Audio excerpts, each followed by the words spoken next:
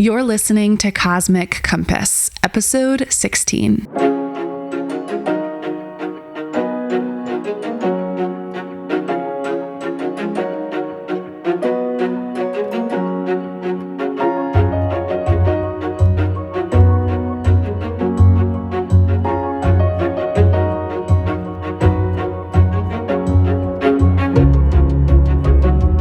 Most of my episodes have been about astrology and astrocartography and relocation astrology.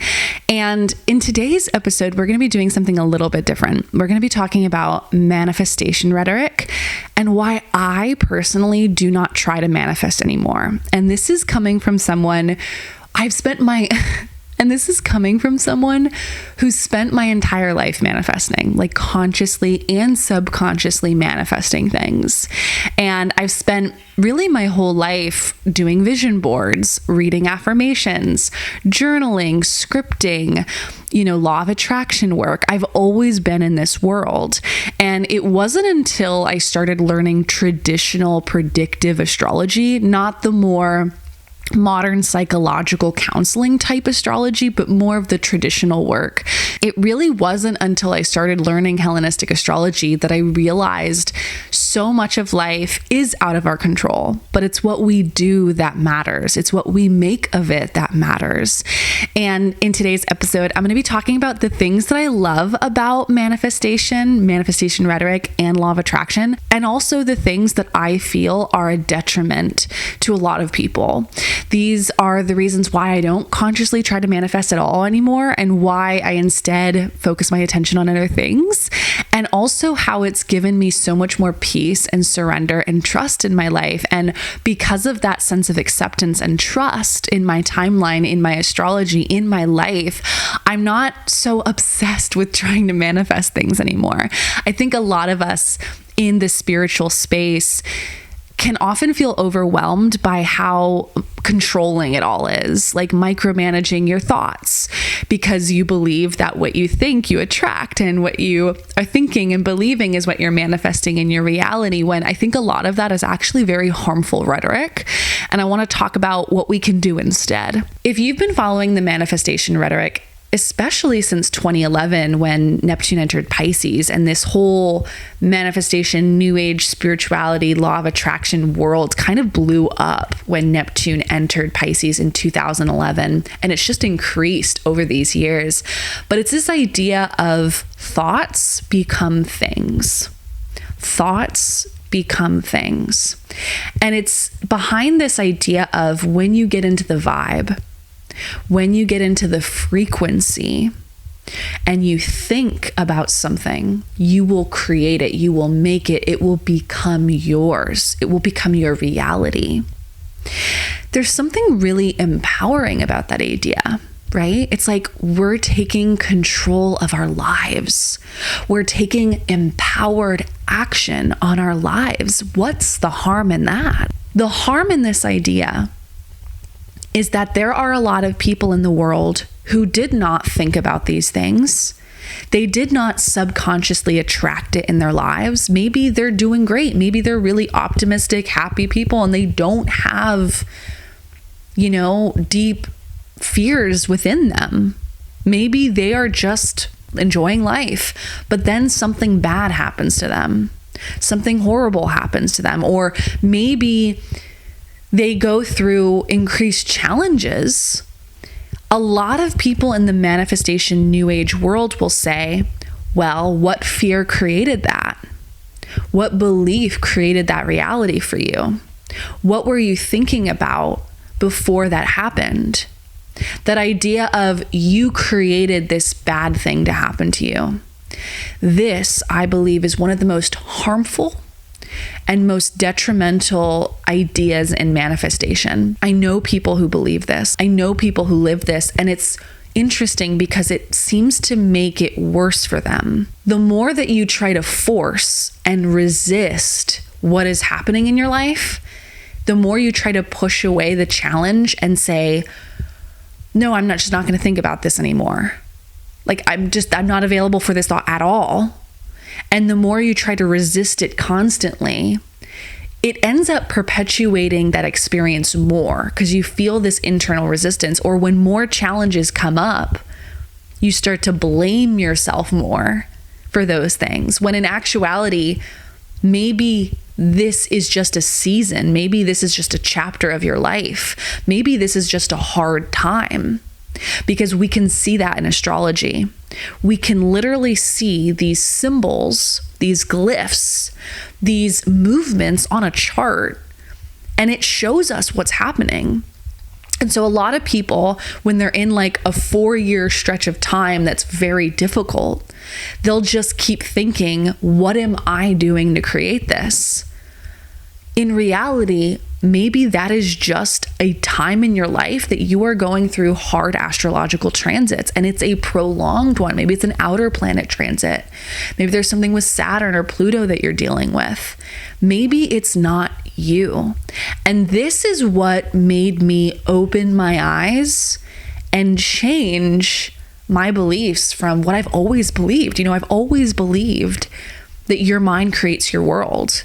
If you can dream it, you can do it. And in part, I still do believe that, because what I do believe is this: when you think something over and over again about yourself and you really start to believe it, then from that deep underlying belief that you have about yourself and your life, you start to take action in your life consistently that then creates a result in your life that shows what you're thinking and believing and taking action on.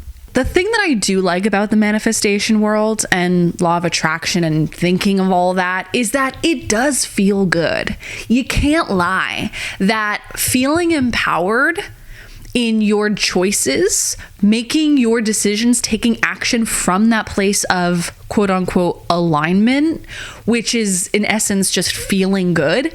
It feels fun to do those things. Like, it feels fun to script. It feels fun to write a list of what you're calling in. It feels fun to unblock those aspects within you that are holding you back, because you feel freer, you feel lighter. And so it does. So we can't discredit the fact that it does feel nice in the moment to believe that you can create your reality with your thoughts and your feelings alone. Does it actually work? I beg to disagree. As a traditional astrologer, where I can literally see everything is timed, even if someone wills it to be, even if someone does all the things that they can and it's still not working for them, you can see it in the chart. What also is helpful about the manifestation world and manifesting, it can inspire you to take action.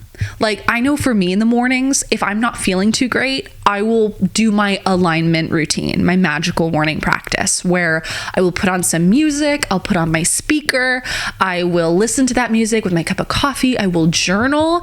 And what I do when I'm journaling is I'm just like literally writing out anything that's on my mind, in my head, putting it all on the page. And then I'll start reworking my beliefs, and I'll start reworking my thoughts, and start to write affirmations and scripting how my day is going to go. How do I feel? Who am I? And this kind of energy that starts coming through me actually motivates me to take action and show up and be of service to other people around me, right? And so when you get in that mindset of doing the thought work and the belief work, it inspires you to show up and to take action, which in other words, can help you get the results that you want. So try that for yourself. Do some journaling in the morning. Who are you? I am first name fucking last name. I am first name effing last name.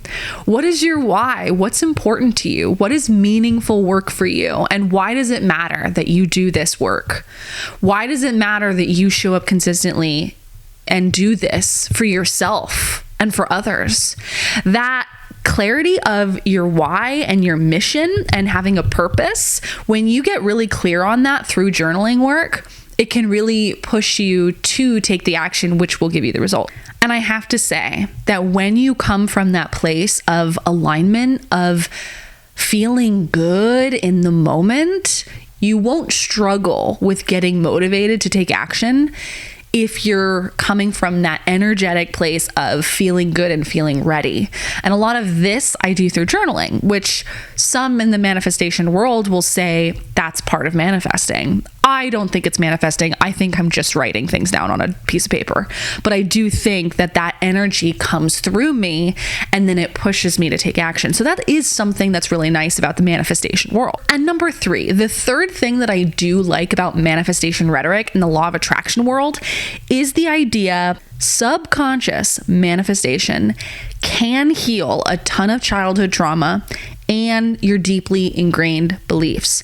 Now, I want to make sure that I point out the word subconscious.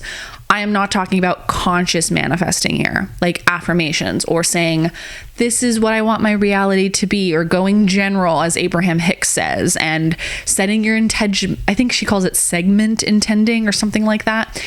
We're not consciously manifesting anything. We're talking about subconscious, which is going deep into your childhood and your earliest memories and reprogramming new beliefs, new memories, new childhood healing through that meditation practice that you're doing in your subconscious work. So for instance, if I'm deep in a meditative state, I'm in a low brain state, and I am sinking lower and lower into that brain state, and I want to heal my relationship to who I am. Maybe I think that I'm unlikable, or I think that I'm undeserving, or I'm not good enough. I will go into my meditation practice in a deep hypnosis state, a hypnotic state, and I will find where in my life, in my earliest childhood memories, did this come up? And what you think it will be may not actually be what it is. I've had so many memories come up to me in meditation in that low brain state that I didn't even remember. I had no idea that certain events took place in my life until it floated up. It floated up from the subconscious when I was in that relaxed, deep, hypnotic brain state. Old memories will resurface. And when you find those memories, then the next step is to reprogram them or to put new memories on top of those memories. And you can do this through like healing your inner child, or maybe if you didn't have the parents that supported you in your early childhood, your dream angelic parents like help you grow into your childhood, right? Or help raise you, or they give you words of encouragement, or perhaps in your hypnotic state, you connect with your highest self and you become one with that person. And then you start your day from that place of highest self energy, right? So there is something to be said. And this work has changed my life, subconscious work. And I don't really like to call it manifestation because it's not really manifestation. It's healing your deeply held beliefs on a subconscious level, on the deepest level you can. And it's reprogramming your mind to believe new thoughts. That is very powerful. Will that alone take you to the reality that you're seeking in your life? No, you also have to take action. You also have to do the things and also surrender to your timeline, which this now takes me into part 2 of this episode, which is, what are the cons of manifestation and why do I not manifest anymore? Aside from writing a list of the things I'm calling in for that month, because I do like to do that every month. I feel really solid in who I am. I feel really good. I haven't needed to do any of this work anymore, but back a while ago, I used to do this, especially like 2021, 2022. Those were years that I did this meditation work every day, sometimes twice a day. And that really helped me get to this point. I would not be who I am without doing those types of things. But right now, I'm in such an aligned place in who I am that I don't need to do that manifestation work of like to be magnetic anymore. I just am really rock solid in who I am, and I don't need to consciously do or subconsciously do those healing things anymore. Here's the number one reason why I don't believe that manifestation really works, or why I think it's kind of a waste of time. Sometimes you don't know what you really want. Like sometimes you might consciously have an idea of what you want or what will make you happy, but in reality, that thing might not actually bring you happiness or personal fulfillment for that matter. You have to try it to realize that you either want it or you don't. For instance, I always dreamed about living in the mountains. And I've always wanted to live in the mountains, surrounded by waterfalls and trees, and live in a mountain house and have that life. And so when an opportunity presented itself for me and Alex to move to the mountains in Corsica on this beautiful island in the south of France, like dream, right? We did it. And I was there for less than a year before realizing, oh yeah, I do not want to live in the mountains. Absolutely. It's the worst place for me to live is the mountains. And I have a whole blog post on this, on why we left the mountains. I have a YouTube video on our story of like why we left. I'll include it in the description in the show notes down below. But I had to learn that. I had to live that to realize, oh, I don't actually want that. It doesn't actually make me happy. And so, yes, you can quote unquote think I manifested it. Will a manifestation actually make you happy? That's something that you have to experiment and play with and see, And a lot of the times we think that we know what we want, when in reality, our soul knows, but maybe our conscious mind doesn't actually know what we want. And that's why going into your subconscious and allowing life to guide you is really essential and really key to manifesting your life, your dream life, is by surrendering. And that brings me to my tip number 2, which is the reason I don't manifest anymore. And one of the biggest cons with the manifestation law of attraction world is it's all about conscious mind control. You're literally controlling your mind in every way, whether it's affirmations or writing or saying things or repeating affirmations out loud or sending a voice note to a friend and telling her how you want your day to go. There is something again, going back to that point of like, it's empowering. It's fun to do that stuff. And it feels good. It feels fun for you to do it. Absolutely. But there is something to be said about, yes, you feel like you're in control, but is that always a good thing? Is it always helpful to be in control? Or does it just make us feel safe about the unknowns of our future? And the reality is most people are not comfortable in the unknown. Most people are not comfortable in the uncertainty of the future of life. And so we do manifestation and law of attraction work because it is about controlling our reality and controlling our thoughts so that we can be happier. People do not like to feel that they're not in control. People want to feel like they can control their future in their lives. And this, I believe, the deep need to control your life is the reason why law of attraction is so popular. It's why manifestation, people make so much money off of it, selling you a manifestation course or selling you manifestation things. It's all about controlling your unknown future. And you don't really need to control anything. You just need to live. Manifestation, I believe, is a blend between being at the right timing for something that you want, and you can see your timing using astrology, and also at the same time that that's happening, being so open and also being in that subconscious readiness. I don't think it's harmful if you're doing it on a subconscious level. But again, you've got to cross-reference it with the astrology because your timing doesn't lie. Your timing is literally showing you what is happening in your life. And if you are going through a 5-year section of your life that it's like constant challenges, of course, you're going to have positive years. You're going to have months in there that are going to be really nice in that long stretch of time. But as an overall theme, if you are berating yourself for not being in alignment or not having the dream outcome that you desire, and you're doing all the manifestation things, you're checking off this spiritual to-do list, which, by the way, I do not believe in a spiritual to-do list. Just do what brings you joy and leave out the rest.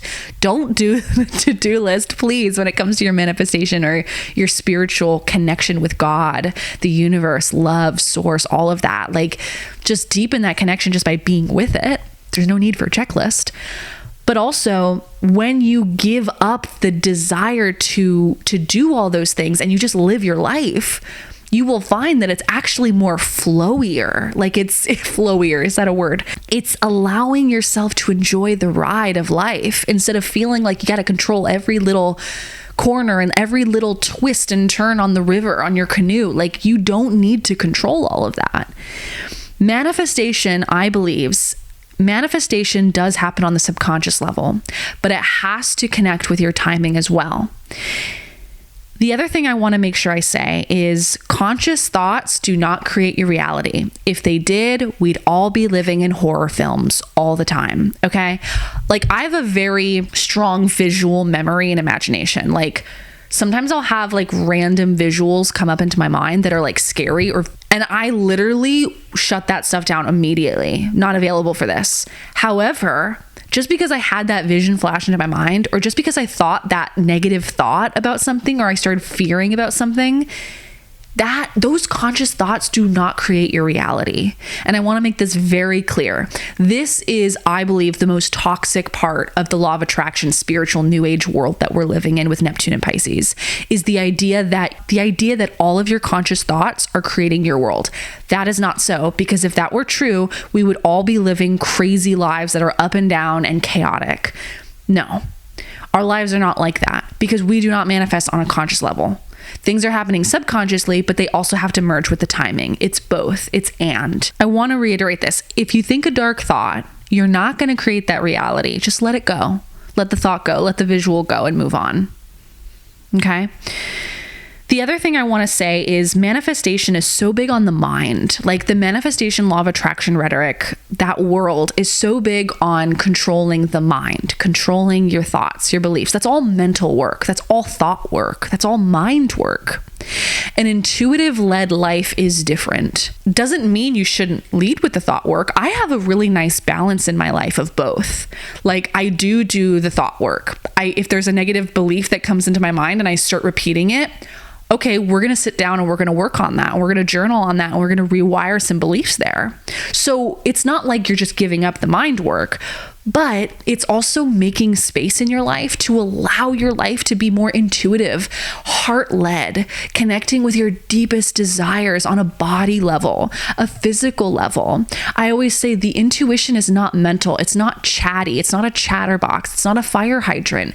It's a peaceful knowing feeling in the pit of your stomach. It's a feeling in the middle of your gut. It's a heart chest feeling. It's a feeling of a cozy sweater. It's a feeling of warmth. It's a feeling of inviting, an invitation. It's warm, it's peaceful, it's present, and it's always focused on the here and now.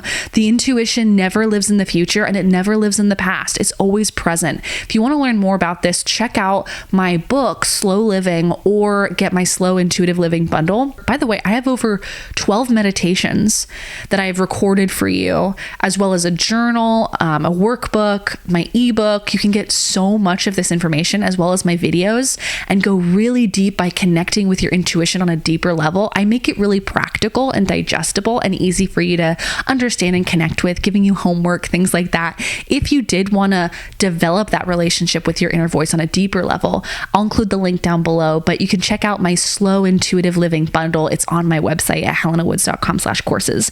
But that intuition-led life, leading from your heart, leading from your body, it is so different from the mind, which is often chaotic and overwhelming and likes to control things. Let's be real. Manifestation loves to control things. As a caveat, this is a small little point I want to make, but the thing I don't like about the manifestation world is that it really does glorify having things in order to be happy, or doing things in order to be happy, instead of just being you and living your life and breathing and eating and sleeping, repeat, all of the things, right? Instead of just being you and living your life, it's kind of glorifying this need to do something, to accomplish something, or to have something, a material possession perhaps, in order to feel like you did it, you made it. That's such a big thing with the manifestation world. It's like, I made 6-figure months. You know, I manifested a text in a day.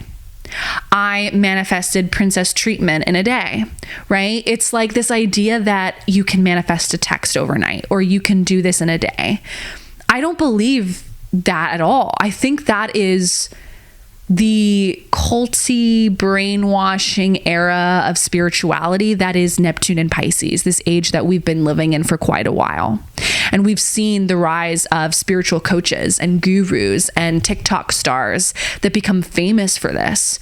But let me tell you, that industry is not going to be the same once we enter Neptune and Aries.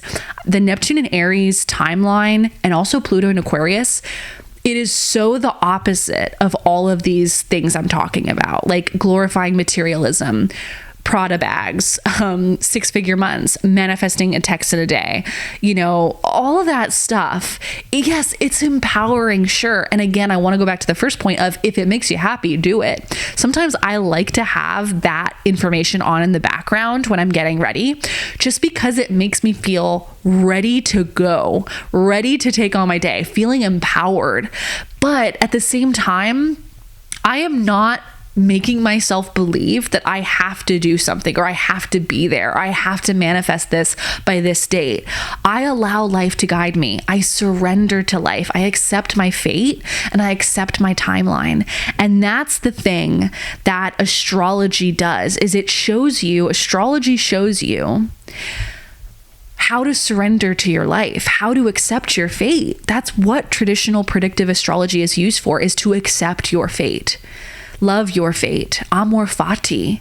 Stoic philosophers, astrologers, often they went hand in hand back in the day in the Hellenistic period. The ancient astrologers were Stoics. And those beliefs go hand in hand of like, surrender to your life's timeline and know that what's for you will not go past you. You're going to die when you're supposed to die, and you're going to have career peaks when you're supposed to have career peaks, and you're going to meet the love of your life when you're going to meet the love of your life. You can't avoid this, and that's okay. And isn't that beautiful?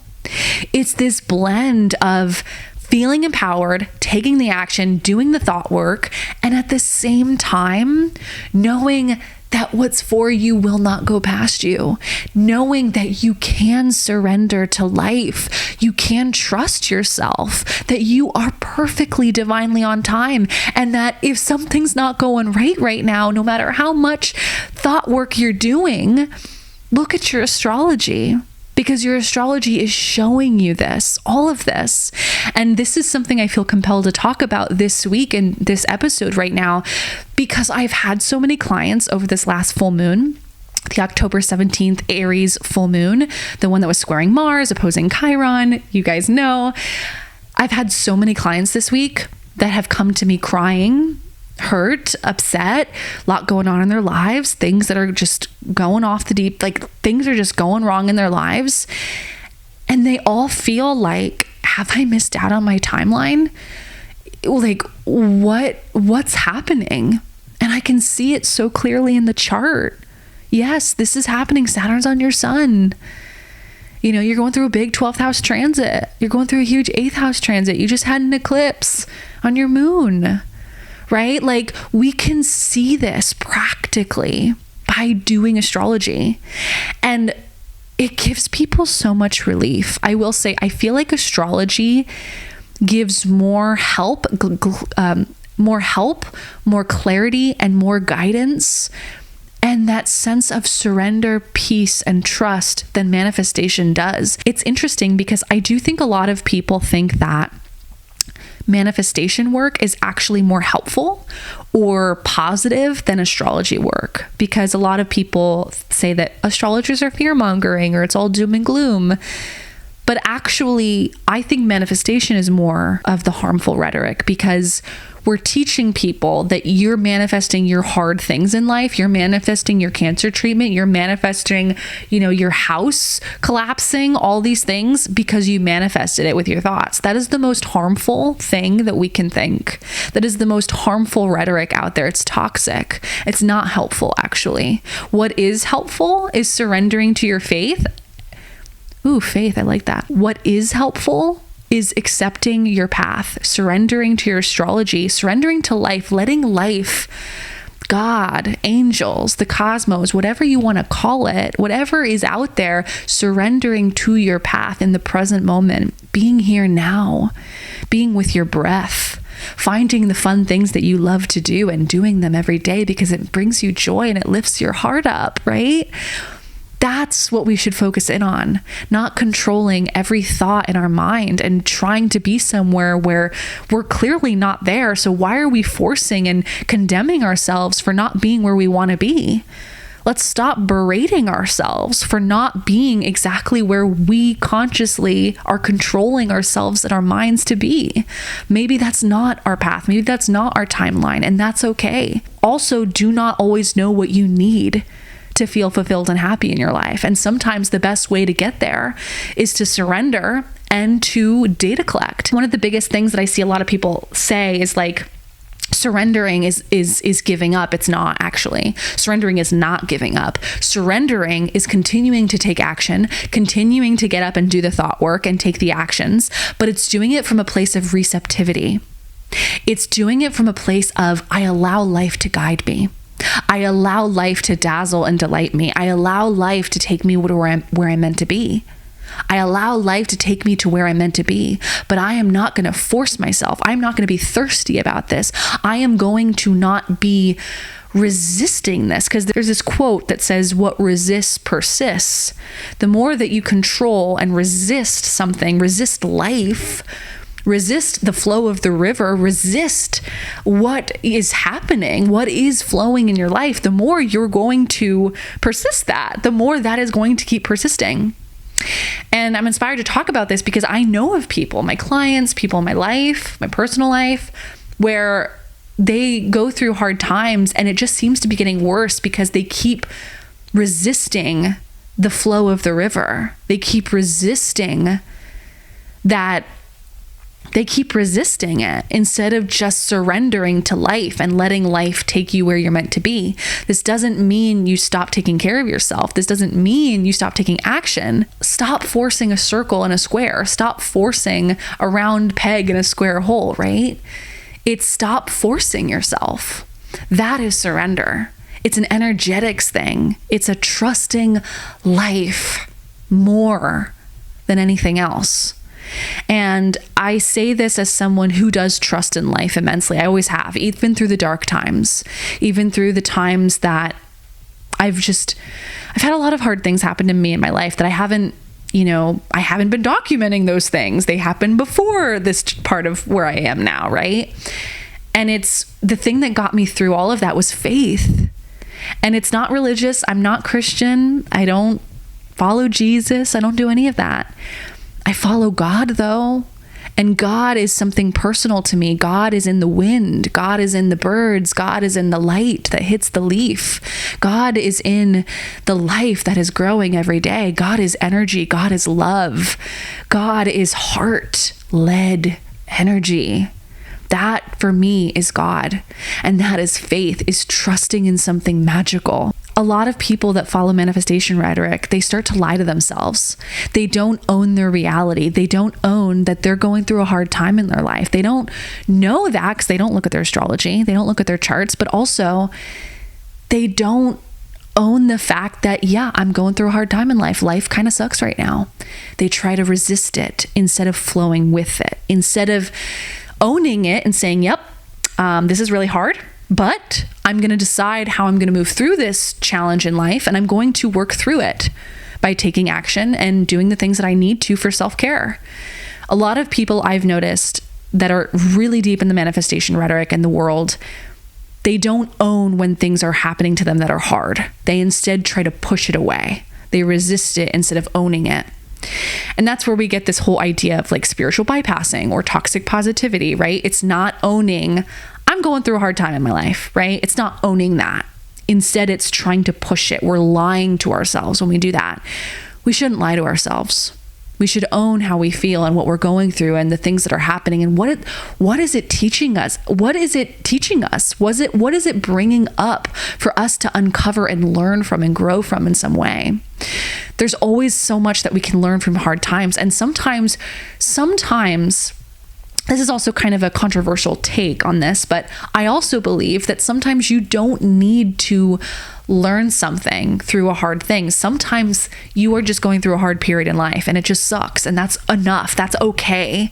You don't need to spin this into some big thing that you think will help you in your life. Like, sometimes it's okay to just sit and surrender and allow what's coming up. My Jupiter on the ascendant self is also like, gosh, oh my God, there's so much to be gained and learned from this life experience. And there's so much to grow from at the same time that it's really hard.